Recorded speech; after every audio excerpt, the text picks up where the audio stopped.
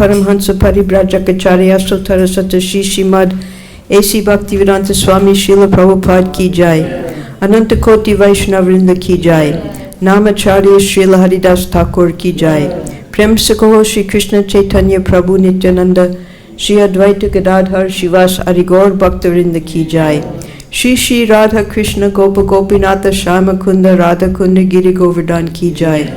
Shri Vrindavan Dham Ki Jai. Mayapur Dham Ki Jai. Jagannath Puri Ki Jai. Ganga Mai Ki Jai. Jamuna Mai Ki Jai. Bhakti Devi Ki Jai. Tulsi Maharani Ki Jai. Samaveda Bhaktivinoda Ki Jai. All glories to the assembled devotees. All glories to the assembled devotees. All glories to the assembled devotees. All glories to Shri Shri Guru and Gauranga. All glories to Srila Prabhupada. Om Namo Bhagavate Vasudevaya.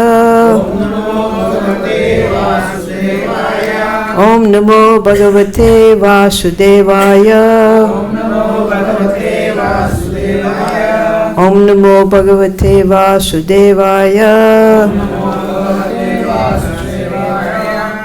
Today we're reading from Srila Prabhupada Lilamrita Volume 2, originally entitled Planting the Seed. Yes, last week we were only able to cover one page. Today we'll try to cover 2 pages because there's so much that happened at this time, and Satsvarup Maharaj was only able to give a summary of the diary. But fortunately, we have Prabhupada's diary, so we'll read all of Prabhupada's entries. We're up to August 19th. That means Prabhupada left on the 13th. It's been 1 week now. On the 19th, when the ship arrived in Colombo, Ceylon, now Sri Lanka, Prabhupada was able to get relief from his seasickness, so that the whole trip, from the time Prabhupada entered the Bay of Bengal, those 5 days, he was suffering from seasickness, and there was even cyclonic weather. The captain took him ashore and he traveled around Colombo by car. We saw that last week, what Colombo looked like. Then the ship went on toward Cochin on the west coast of India. Janmashtami, the appearance day of Lord Krishna, fell on the 20th of August that year. Prabhupada took the opportunity to speak to the crew about the philosophy of Lord Krishna, and he distributed prasadam as he had cooked himself. August 21st was his 70th birthday, observed without ceremony at sea. That same day the ship arrived at Cochin, and Srila Prabhupada's trunks of Srimad Bhagavatam volumes, which had been shipped from Bombay, were loaded on board. So in this paragraph, Satsvarup Maharaj, he summarized 3 days. But Prabhupada had a lot to say during these 3 days. So we're going to read that. 19th we already read. That was about when Prabhupada visited Colombo for the first time.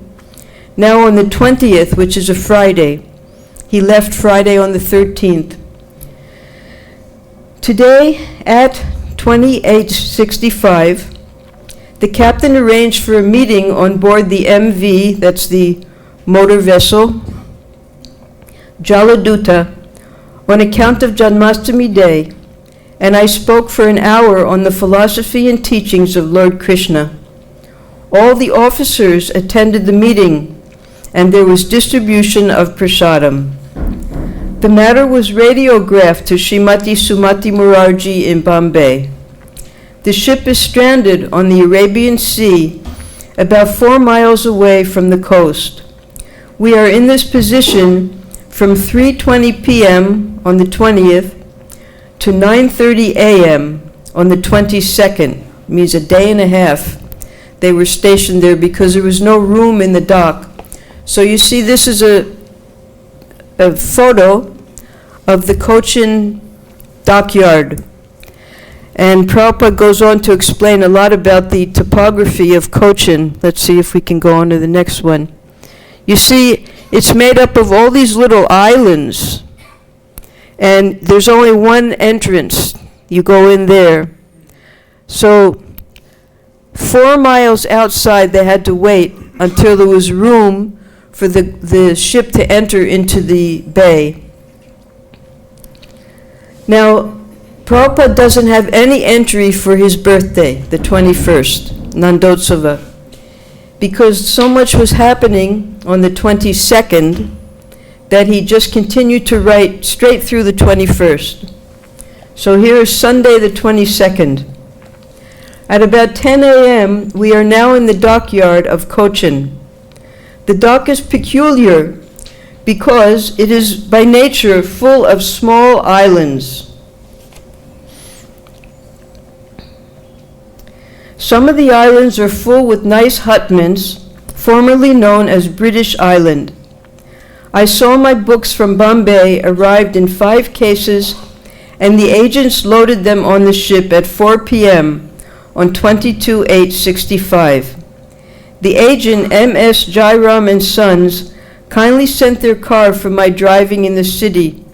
So this agent, they brought the 5 cases of books from Bombay to Cochin, and they're still active in both Bombay and Cochin. Out of the group of islands, 2 big islands, you can see them, joined by an iron overbridge. You can see the overbridge there,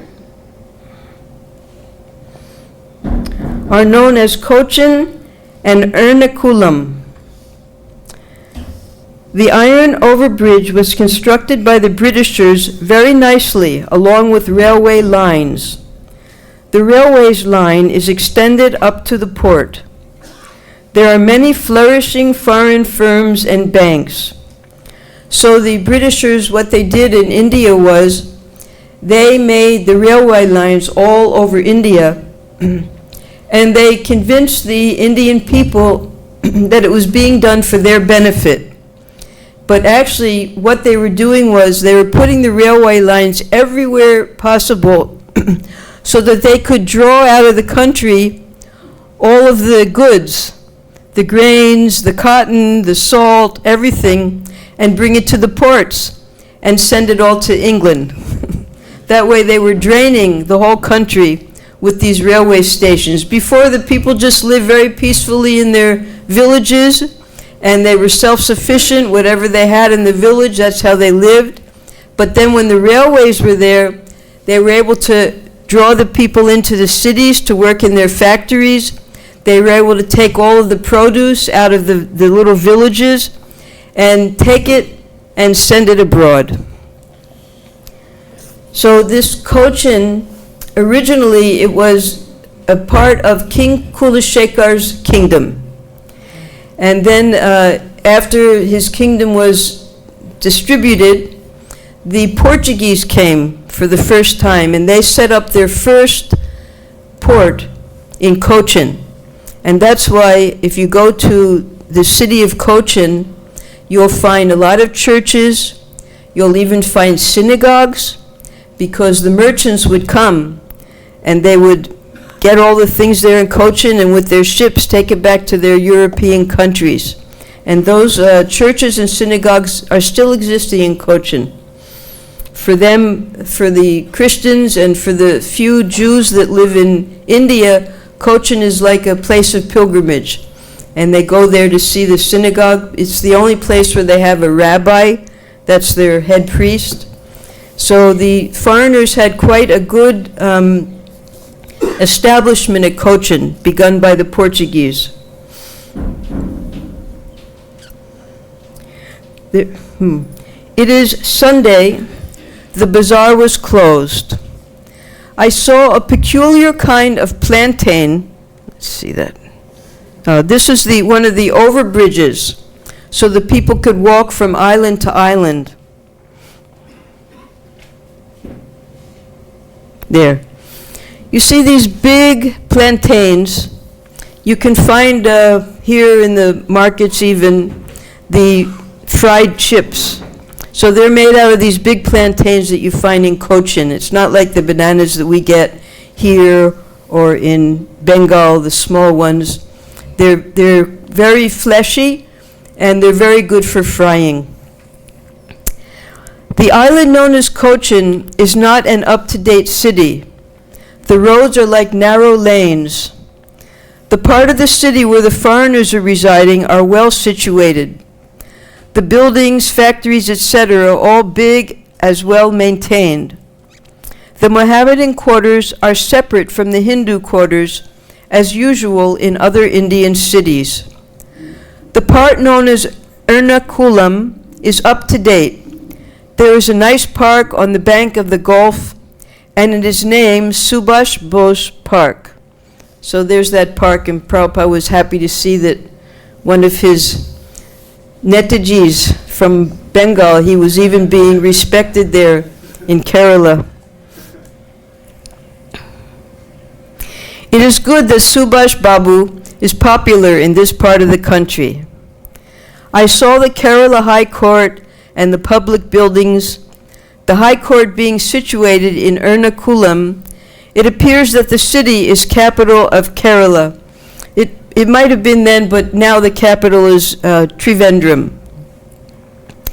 This part of India resembles Bengal's scenario, and the city Ernakulam, also Cochin, appears to me like old Kalighat or Taliganj area of Calcutta. The culture is Indian as usual.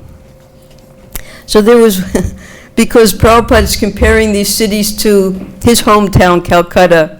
So one time a devotee, when the devotees first came to India, and they saw how the buildings were in India, they said, this one brahmachari said, "Oh, Prabhupada, this looks just like Southern California." And Prabhupada, he said, "Then wherever you go, you'll think you're, you think you're seeing Southern California." So Prabhupada also, he felt at home, feeling that the scenario and the city just looked like his hometown, Kalighat or Taliganj. So now we come to Monday the 23rd. Today, Anada Ekadasi.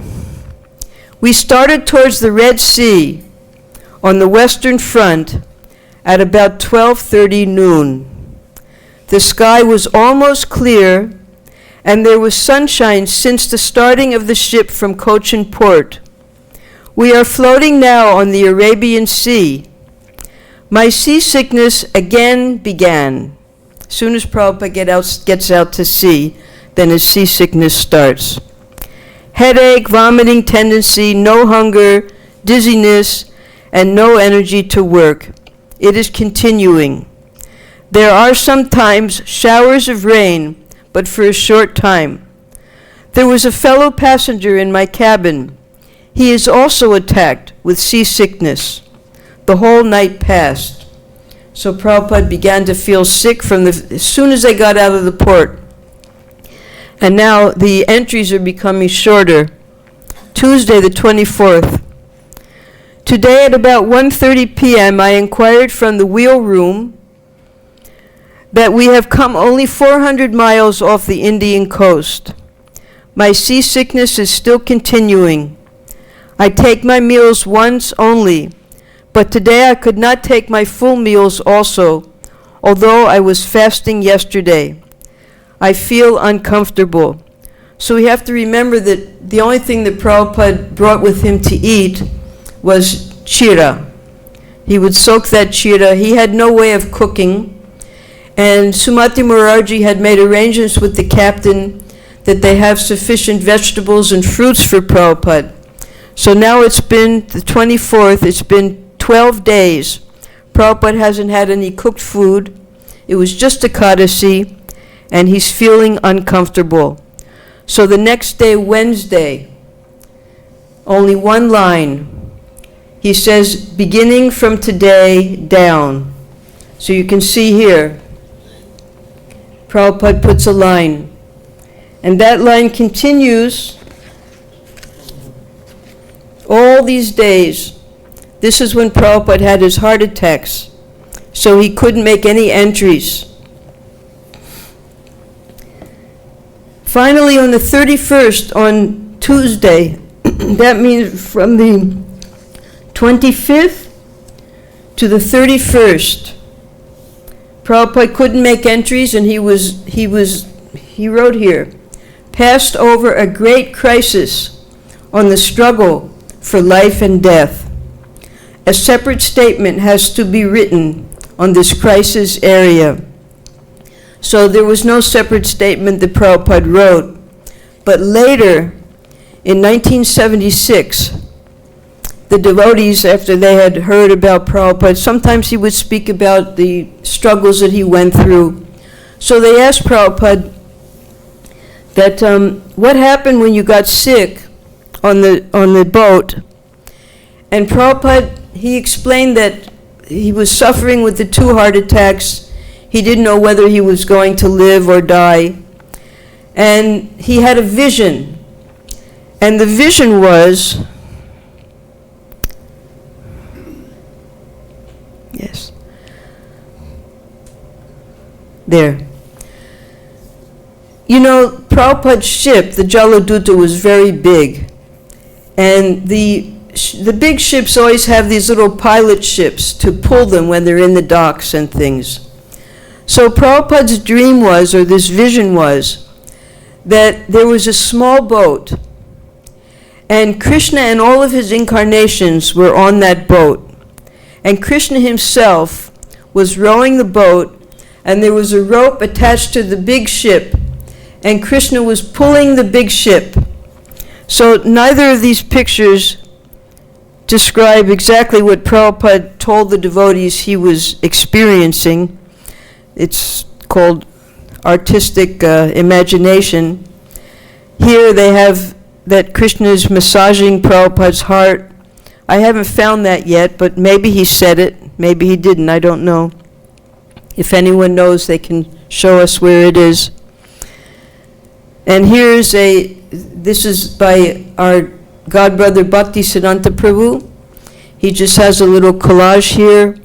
When Prabhupada first went onto the ship, and he met the captain and his wife, Mr. and Mrs. Pandya, and how he suffered, and how he had the vision of Krishna, and then later how he took shelter of Chaitanya Charitamrita and reading Krishna's pastimes from the 10th canto.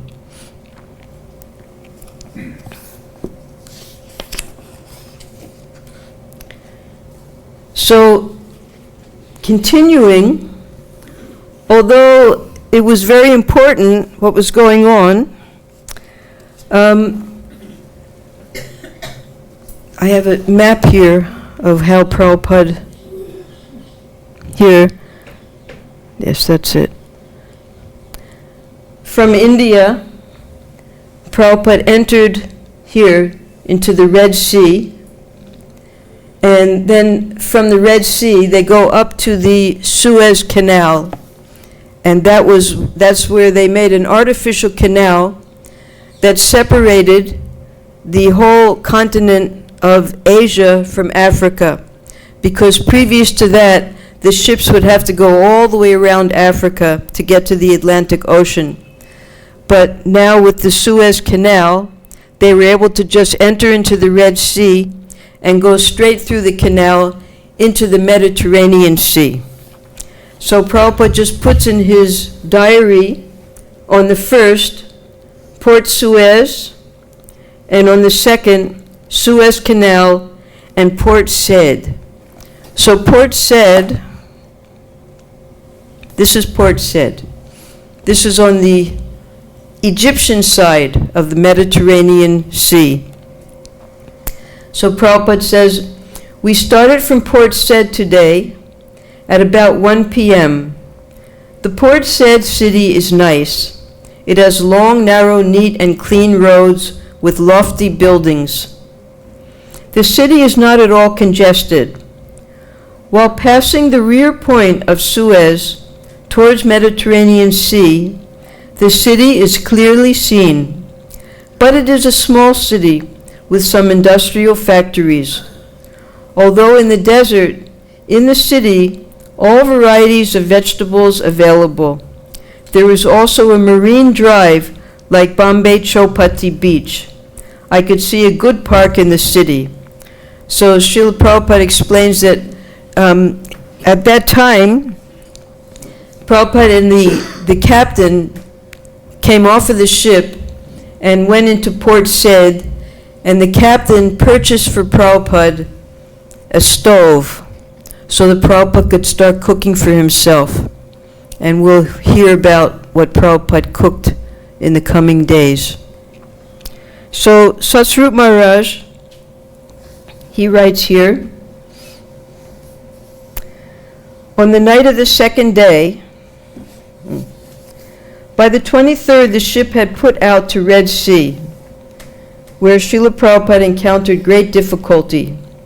He noted in his diary, rain, seasickness, dizziness, headache, no appetite, vomiting.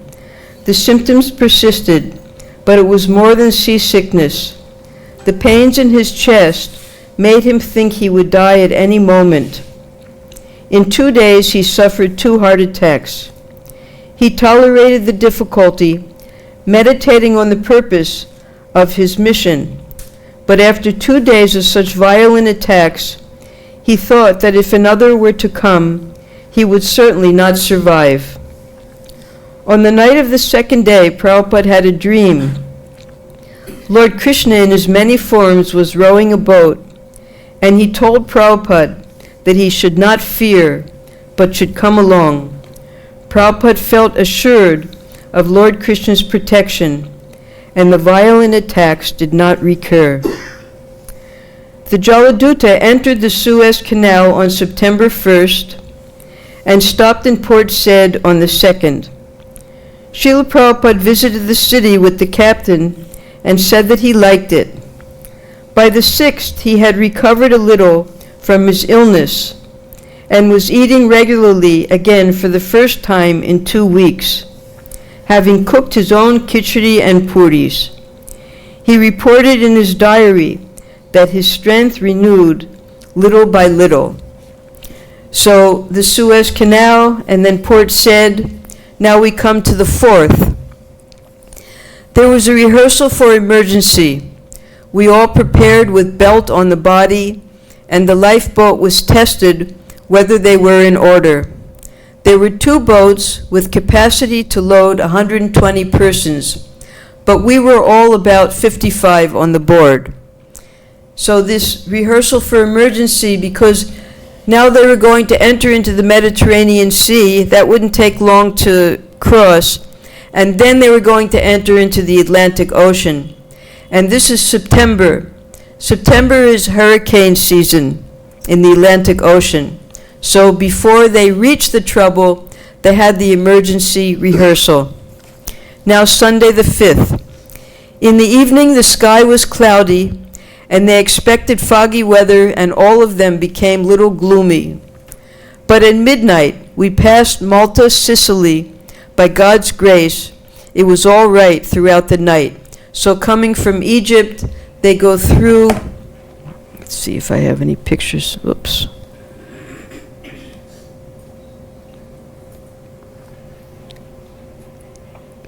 Yes, down here is Sicily.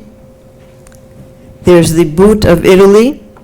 And over here, can you see it? Way over there, there's the Suez Canal, and there's green. That's the Nile Delta, and that's where Port Said is, there.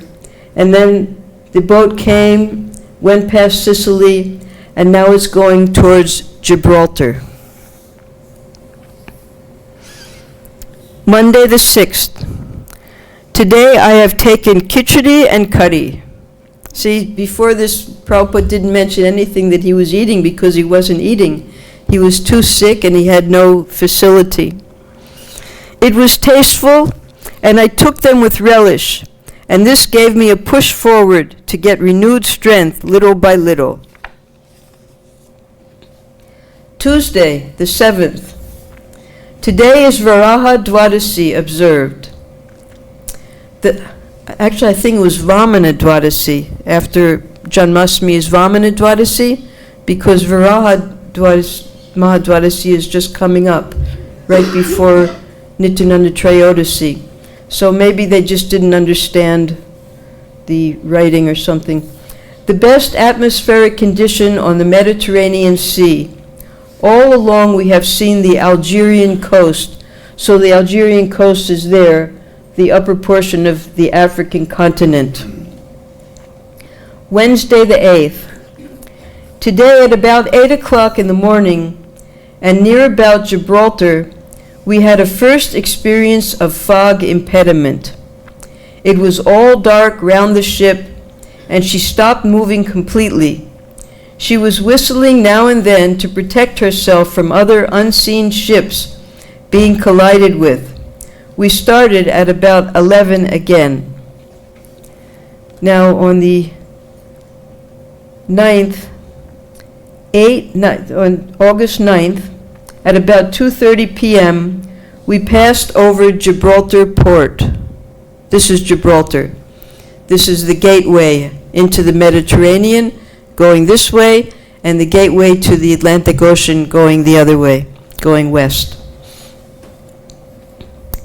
Ending at Tarita Lighthouse. The other side is Spanish Morocco. There is regular ferry steamer service. The gap is wide, about 7 miles across. We are in the Atlantic. So,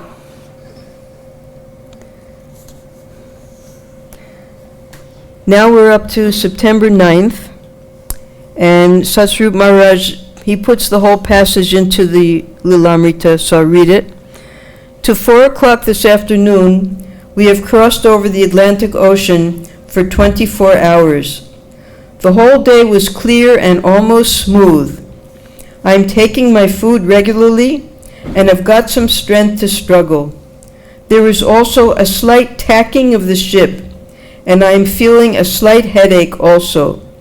But I am struggling, and the nectarine of life is Sri Chaitanya Charitamrita, the source of all my vitality. So there is the calm sea, the calm ocean of the Atlantic, which is very rare. Therefore, Mrs. Pandya, she asked Prabhupada to come back with them so that the ocean could be so peaceful on their way back. And this is a rough sea. So, fortunately, Prabhupada didn't have to experience that when he was crossing the Atlantic.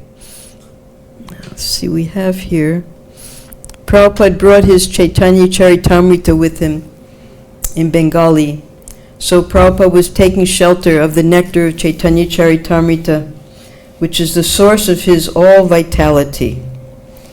Now we're up to Friday the 10th, which Satsrup Maharaj also puts entirely into the Lilamrita. Today the ship is plying very smoothly. I feel today better, but I am feeling separation of Sri Vrindavan and my lords, Sri Govinda, Gopinath, Radha Damodar. The only solace is Sri Chaitanya Charitamrita, in which I am tasting the nectarine of Lord Chaitanya's Leela. I have left Bharat Bhumi just to execute the order of Sri Bhaktisiddhanta Saraswati in pursuance of Lord Chaitanya's order. I have no qualification, but I have taken up the risk just to carry out the order of His divine grace. I depend fully on their mercy, so far away from Vrindavan. So we have to understand, we've been studying now for nearly 2 years, Prabhupada's progress to this point, how he lived a very comfortable, happy life in his childhood, then college, then grihastha life, then finally vanaprastha life, and ultimately he took sannyas in 1959, giving up everything. He was practically penniless, simply to carry out the order of his spiritual master. And now here's Prabhupada. We can get from India to America in 15 hours now. And Prabhupada, it took him 37 days on this boat. Such risks he took. And his health was compromised. He said later that ever since then, he was never able to fully regain his health. And he always felt he always heard some gong, gong, gong in his head. So Prabhupada did this to carry out the order of his spiritual master in pursuance of the prediction of Sri Chaitanya Mahaprabhu. But there was more than that. Just as here, in this diary that Prabhupada was keeping, that the Jaladuta had given him as a complimentary gift, their motto in the bottom of it is, "We carry India's message of peace and goodwill." So Prabhupada, he was coming as a messenger from India, for the first time actually, to deliver the message of Sri Chaitanya Mahaprabhu and the process of bhakti-yoga. And this is out of his compassion. All of Srila Bhaktisiddhanta Saraswati's disciples received the same orders, but some were not able to carry it out, most. But Prabhupada, he took those instructions to heart, and out of the compassion in his heart, he made this long journey just so that he could deliver the teachings of Lord Chaitanya to the Western world. So this compassion, now Prabhupada, he selflessly did all of this for our benefit. And we have to remember that, although now we have beautiful temples, thousands of devotees, nice prasadam every day, Prabhupada didn't have any of those things. He was simply trying to carry out the order of his spiritual master, depending entirely on Krishna's mercy, and Krishna brought him finally to America. So now we're on the 11th. Today the ship ran on very smoothly. The sky was clear and there was sunshine all the day. At about 7:30 in the morning we passed on the Azore Group Islands under the Portugal Republic. There was again rehearsal for lifeboat saving at 4:30 p.m. There was rehearsal of the fire brigadiers also. At night there was profuse moonlight on the ocean and considerable lurching also, but did not affect me very much as it used to do in the Arabian Sea. The Atlantic Ocean is more kind to me than all the other seas so far we have crossed over.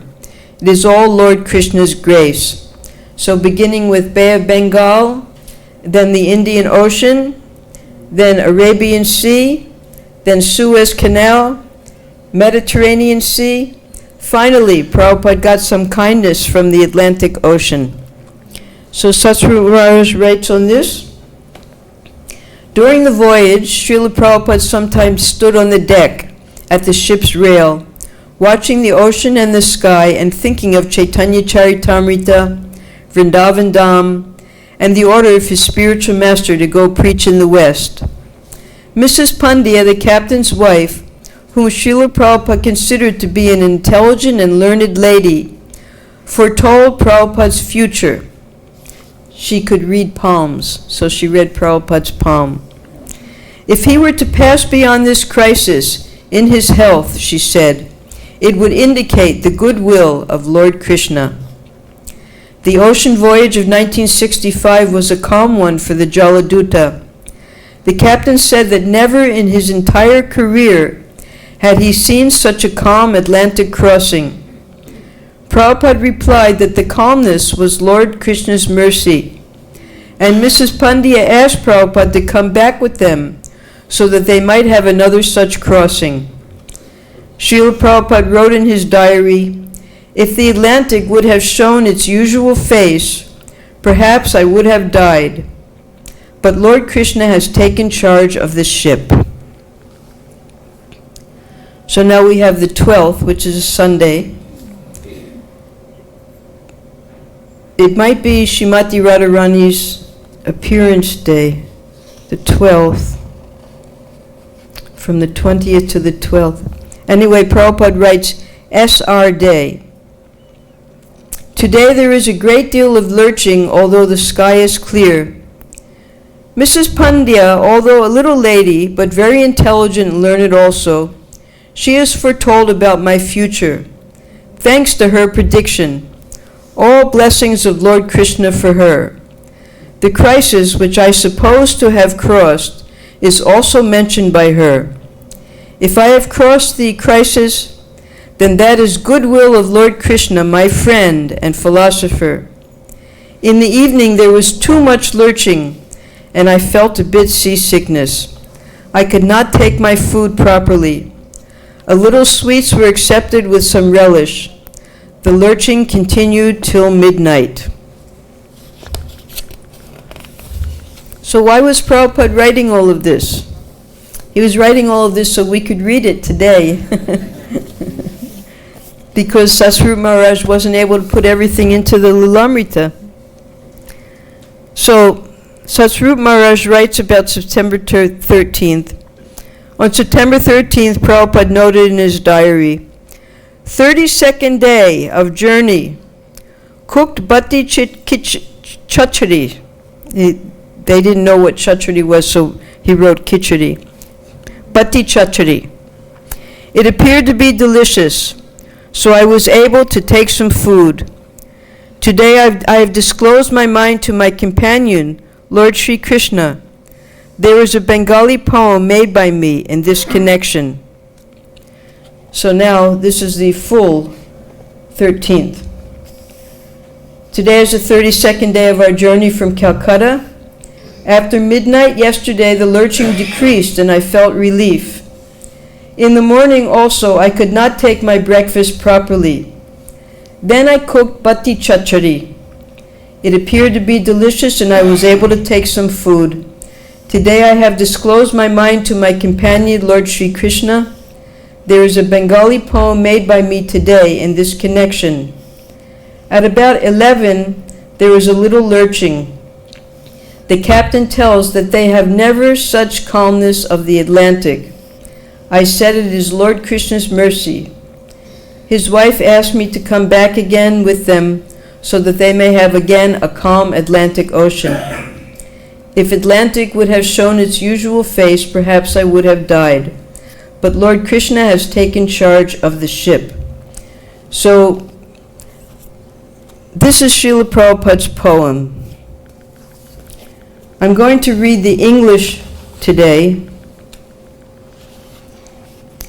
And then next week, at the beginning of the class, we're going to hear the beautiful Bengali singing of this poem that Prabhupada wrote. There's a little introduction here.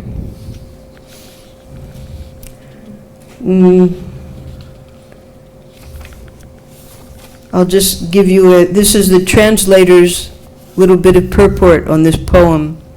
This poem was a prayer to Lord Krishna, and it is filled with Prabhupada's devotional confidence in the mission that he was undertaking on behalf of his spiritual master.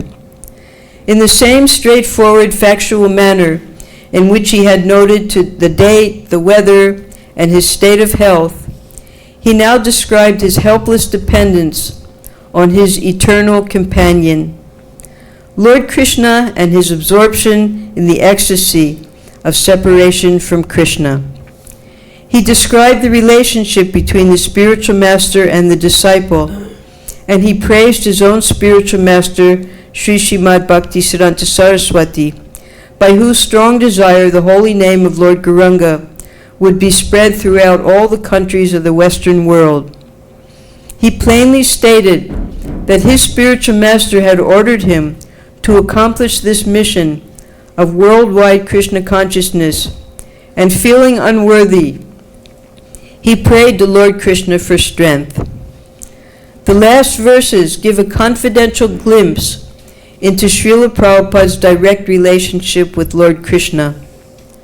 Prabhupada called on Krishna and longed for the joy of again wandering the cowherd pastures of Braja.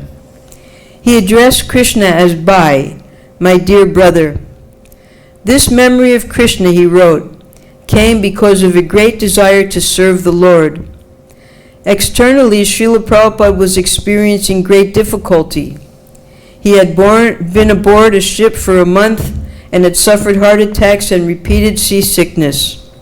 Moreover, even if he were to recover from those difficulties, his arrival in America would bring many more difficulties. But remembering the desire of his spiritual master, taking strength from reading the Chaitanya Charitamrita, and revealing his mind in his prayer to Lord Krishna, Prabhupada remained confident in the Lord's power to use him as an instrument in preaching the sublime message of Sri Chaitanya Mahaprabhu. So, the title of this poem is Bhagavan Krishnir Pada Padme Pratna, translation being Prayer to the Lotus Feet of Krishna. And the refrain after each of the slokas is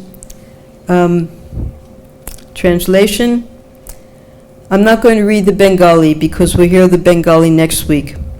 Oh brother Krishna, I emphatically say to you that when you perform this pious act, Srimati Radharani will surely be pleased with you and you will achieve great piety.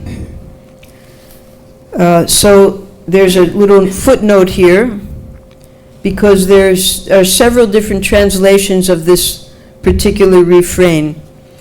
The footnote is, the previous translation of the refrain was, I emphatically say to you, O brothers, you will obtain your good fortune from the Supreme Lord Krishna only when Srimati Radharani becomes pleased with you. Then the explanation given by the editors is, the main problem with this translation, produced not by Srila Prabhupada but by one of his disciples, is that it missed the point that Srila Prabhupada is addressing Krishna, not his brothers. Krishna tava punya habe bai means, oh brother Krishna, you will achieve piety. So Krishna, previously, if any of you had ever read this poem before in the previous editions of this book, it was addressing, oh brothers, you will attain piety, you will attain Radharani's mercy. But actually, that was the incorrect translation. The correct translation is Prabhupada speaking to Krishna, that, oh my brother Krishna, you will get Radharani's mercy. I emphatically say to you that when you perform this pious act, Srimati Radharani will surely be pleased with you and you will achieve great piety. So this is a very personal, intimate poem directed to Lord Krishna himself. Sri Bhaktisiddhanta Saraswati Thakur, who is very dear to Lord Chaitanya, the son of Mother Sachi, is unparalleled in rendering expert service to Lord Krishna. He is that great saintly spiritual master, most magnanimous within this universe, who bestows devotional service to Krishna in various places throughout the world.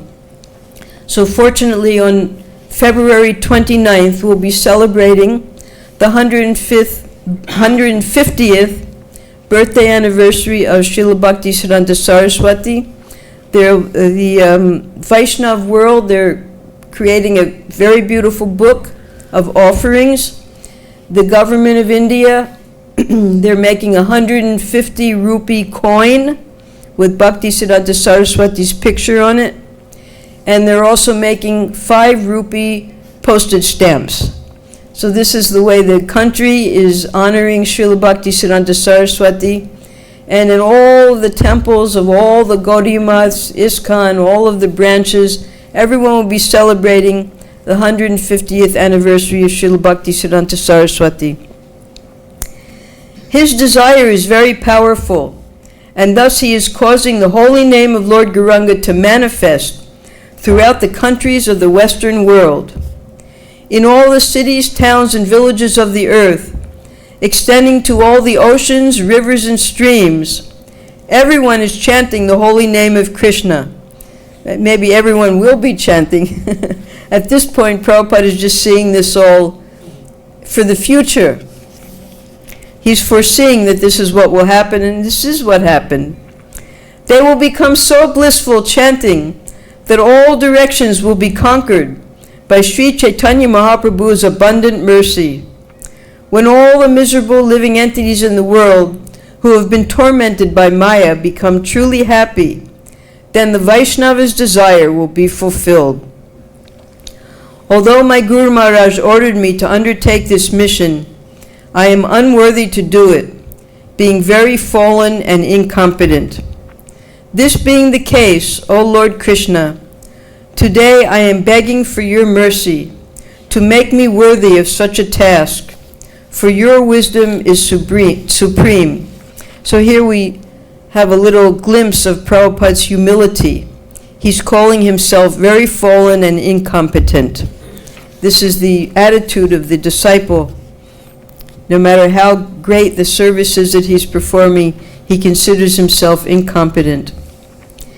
If I receive that divine empowerment from you, then by serving my spiritual master, I will attain the real substance, the absolute truth, and the purpose of my existence will be fulfilled.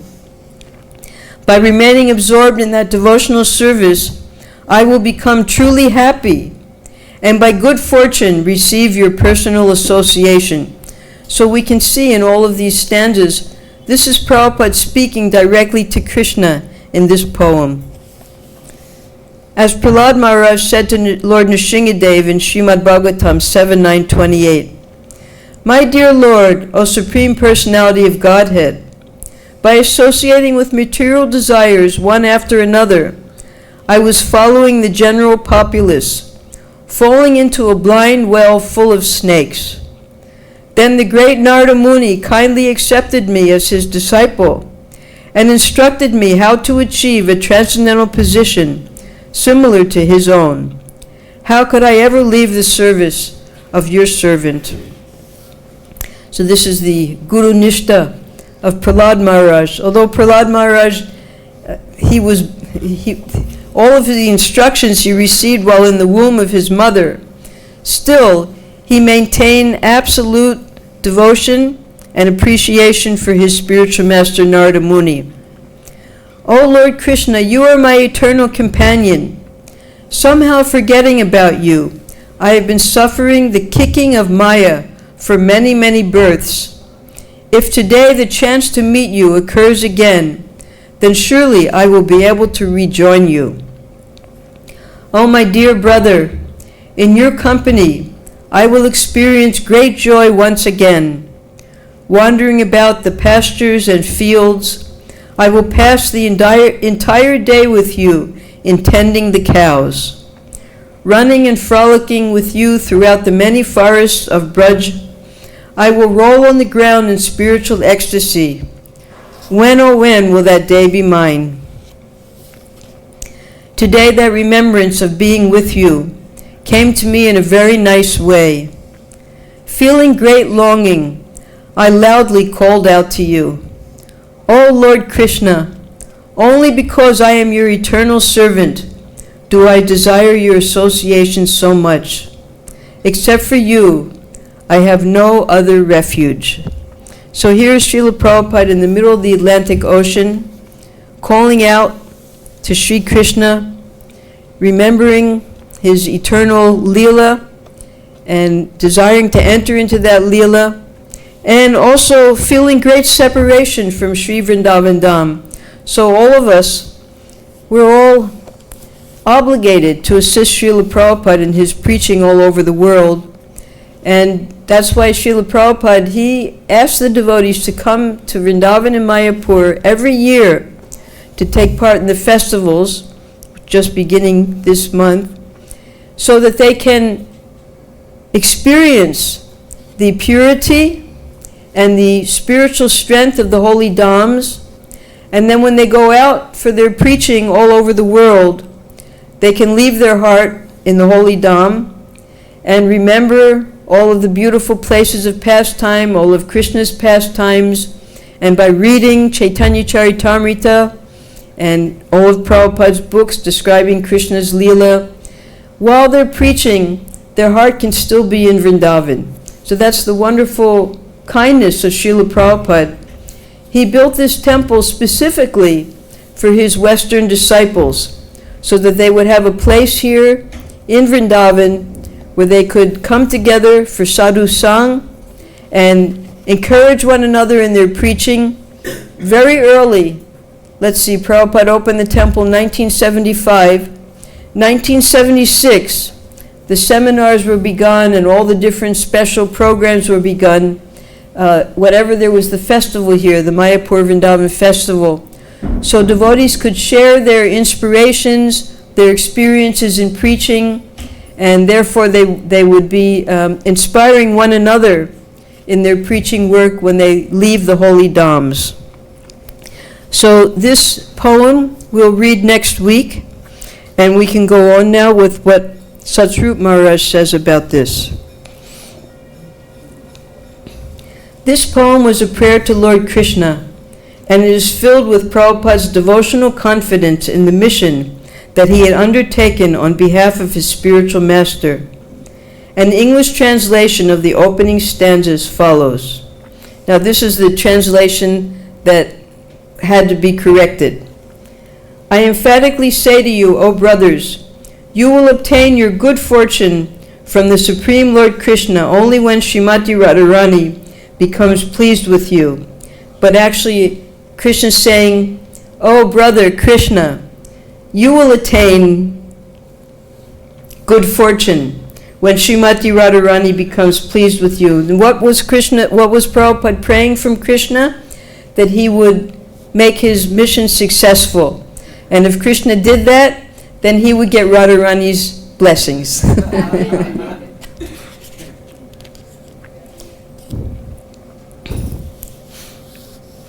Sri Srimad Bhakti-Sranda Saraswati Thakur, who is very dear to Lord Gauranga, the son of Mother Sachi, is unparalleled in his service to the Supreme Lord Krishna. He is that great saintly spiritual master who bestows intense devotion to Krishna at different places throughout the world. So now the poem ends. Today that remembrance of you came to me in a very nice way. Because I have a great longing, I called to you. I am your eternal servant, and therefore I desire your association so much. O Lord Krishna, except for you, there is no means of success. So even when Prabhupada later, when he came to New York City, he explained that actually, although I'm here in New York City, I'm also in Vrindavan, because he was always thinking of Vrindavan. So therefore we can accept that same mood of Srila Prabhupada wherever we're sent for our preaching activities. We remember Vrindavan, remember the pastimes of Krishna, and then we can share all of those beautiful ecstasies of love with whoever we meet. In the same straightforward, factual manner in which he had noted the date, so this is probably what we read from there. Okay, I won't. Externally, Srila Prabhupada was experiencing great inconvenience. He had been aboard the ship for a month and had suffered heart attacks and repeated seasickness. After a 35-day journey from Calcutta, the Jaladuta reached Boston's Commonwealth Pier at 5:30 a.m. on September 17, 1965. The ship was to stop briefly in Boston before proceeding to New York City. So this was, I'm going to read, because we're not prepared yet for when Prabhupada landed in Boston. 2 weeks ago, we were describing the different inspirations that devotee got according to their services when they read these excerpts from the diary. So if you want to know how to make bhatti chachari and how Prabhupada made his khichdi and curry, Jamuna, she's given those recipes very nicely, because she was attracted to Prabhupada's cooking there once he started cooking. And when Prabhupada came to America, he personally taught her how to make all of these things, and she shared that with us.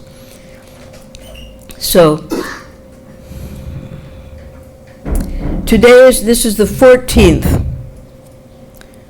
Prabhupada will arrive on the 17th. So this is 3 days. He's still in the Atlantic Ocean. Today is the 33rd day of our journey, and at 3 o'clock in the morning I saw the sky cloudy with dim moonlight. From morning to 1 o'clock the sky remained cloudy, and at 1:30 p.m. there was a shower of rain. The sky is still cloudy, and the wind is blowing from southeast corner and raining at intervals. The whole day passed in that way, and the wind assumed a paracyclonic face with dense cloud resulting in rain till 9:30 p.m. with regular lightning, etc. At 10 o'clock, when I was talking in the captain's room, the chief engineer, Mr. Travers, told me that he had never such experience of calm and quietness of the Atlantic Ocean. There was always typhoon, cyclone, fog, etc., at least for days, in every trip in the past. I said it is Lord Krishna's grace. If such things as usual in Atlantic would have taken place, I would die. So people living in America on the East Coast, all the way from where Canada is down to Florida, they're all on hurricane alert during this month of September. And the words typhoon, cyclone, and hurricane, they're all the same thing, but in different parts of the world they call them different things. So in America it's called hurricane, some parts it's called cyclone, some parts it's called typhoon. So, but it's all the same when there's the low pressure, and then all of the clouds create, and then it comes into the shore. And when it comes into the shore, then it starts to die down. But on the coast and in the ocean itself, it's very powerful because it's pulling up the water from the ocean before it goes onto the land. Today, 34th day of our journey. As usual, I rise up at 3 a.m. So we know what time Prabhupada gets up now. Though here he used to get up at 1 a.m. so that he could translate. And when I went to veranda, I saw the sky almost clear. There was moonshine on head, and although the wind from southeast was strong, the ocean was clear visioned, and the ship was passing smoothly. At about 11 a.m., the sky again became overcast with cloud, and it is continued till 3 p.m. There was rainfalls at intervals, but after 4 o'clock the sky became clear, and there was bright sunshine. I was engaged in reading Kaliya Daman Leela from Srimad Bhagavatam, especially the prayers of Srimati Nagapatnis, and the last appealing prayer by Kaliya. So here was Prabhupada on the ship now for 34 days, absorbing himself in Krishna Leela. We have 3 days until Prabhupada arrives, so we'll finish that. No, now it's 6:30. Yes, this is the end. We'll just go to the 16th. Today is the 35th day of our journey, and yesterday night, at about 10:30 p.m., we have turned one wheel towards northeastern corner from the Bermuda latitude towards Boston Port. I don't know if I have a picture of that. Let's see.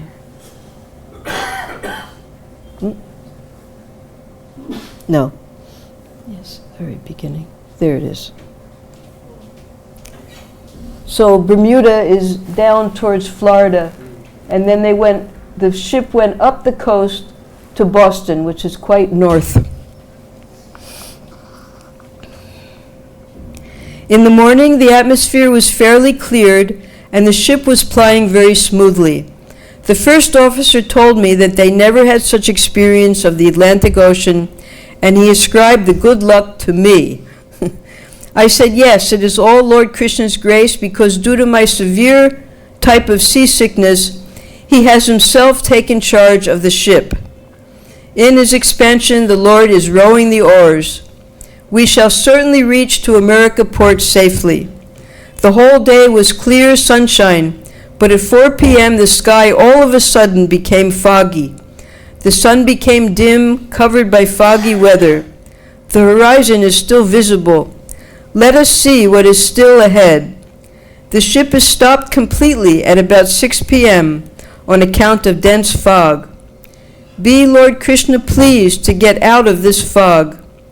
By the grace of Lord Krishna, the fog was cleared after 2 to 3 hours, and the ship started. The whole night was non-disturbing, and today, on the 36th day of our journey, we reached safely at Boston Port at 5:30 a.m. So now Prabhupada has touched America, and will continue from there next week. Hare Krishna.